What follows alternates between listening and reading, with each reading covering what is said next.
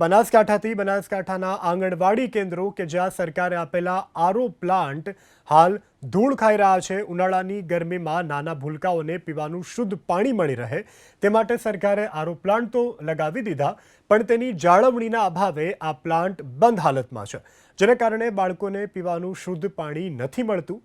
અમીરગઢ તાલુકાના વેરા, બલુંદ્રા, અવાડા, માનપુરિયા, સોનવાડી આવા અનેક ગામડાઓમાં આરઓ પ્લાન્ટ બંધ હાલતમાં છે અને ભર ઉનાળે બાળકોને બીજેથી પાણી લાવવાની ફરજ પડે છે। લગાવેલા છે પણ બંધ હાલતમાં છે। સરકારે નવા આલ્યા કે પણ કોઈ રિપેર કોઈ કરાયા નહીં, બંધ હાલતમાં પડ્યા। આ ચાલુ કરાવો, બાળકો આવે 45 ડિગ્રી ગરમીમાં કેવી રીતે રહી શકે પાણી વગર?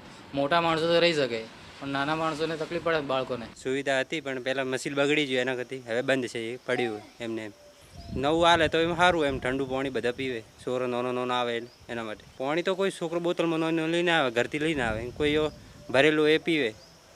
ઠંડુ પાણી નથી, ગરમ પાણી હોય।